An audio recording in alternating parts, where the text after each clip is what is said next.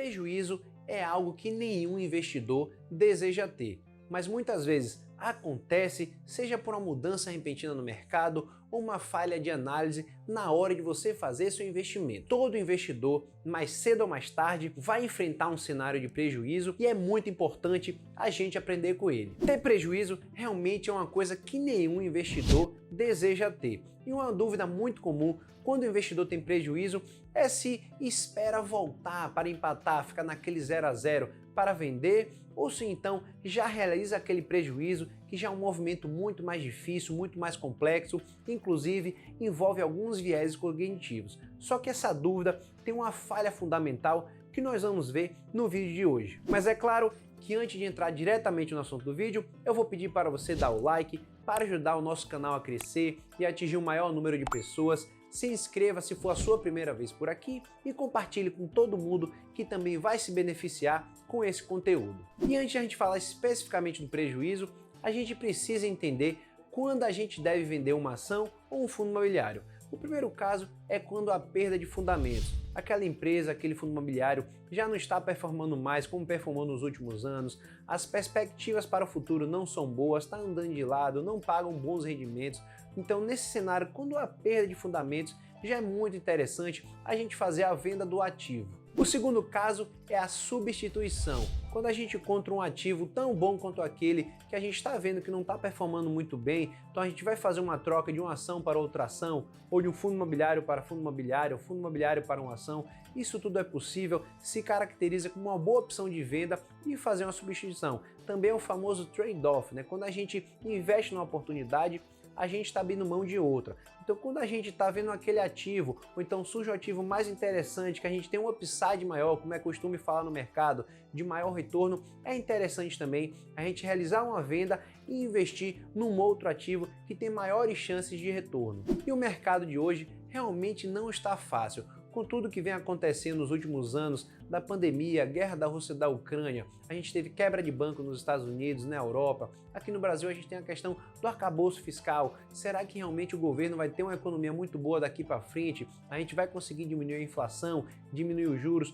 Tudo isso afeta a Bolsa de Valores e vem trazendo uma desvalorização significativa tanto para os fundos imobiliários como para as ações. Então muitas pessoas, eu tenho certeza que assim como eu, você deve ter alguns ativos com prejuízo. Mas será que isso tudo é motivo suficiente para a gente vender? O primeiro passo é você avaliar se essa queda, essas perdas, realmente tem a ver com a perda de fundamento da ação ou do fundo imobiliário, ou se realmente é uma queda mais generalizada em virtude do cenário macroeconômico. Se for esse caso, realmente não deve ser um motivo para você vender. Provavelmente esses ativos que caíram, tiveram uma queda generalizada por motivos de macroeconomia, eles vão se recuperar e vão voltar a se valorizar novamente. Mas se o ativo realmente está com problema, está com perda de fundamentos e você está com prejuízo, a venda pode ser um caminho. Mas se mesmo com prejuízo você realizar essa perda, será que é um bom caminho a ser seguido? Muitos investidores, não querendo vender para realizar esse prejuízo, acabam fazendo aquele espera para voltar, para ficar no 0 a 0 e aí sim depois vender.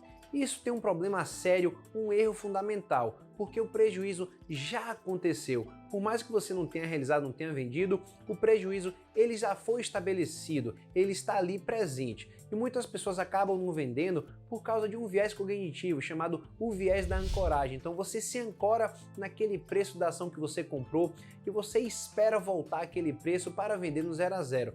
Mas isso realmente não é saudável para o seu portfólio, para os seus investimentos. E você esperar que essas ações ou fundos imobiliários se valorizem novamente é você acreditar que esses ativos que estão com problemas, com perda de fundamentos, vão conseguir gerar valor de alguma forma e vão fazer com que algum investidor, algum comprador invistam nessas ações ou nessas cotas que vão fazer ela recuperar o valor e você vai compensar o prejuízo dessa forma. Mas infelizmente isso não acontece. Quando você tem um ativo que tem problemas financeiros, perda de fundamentos, é muito difícil que ele recupere o valor novamente, aquele valor que você investiu, que você perdeu.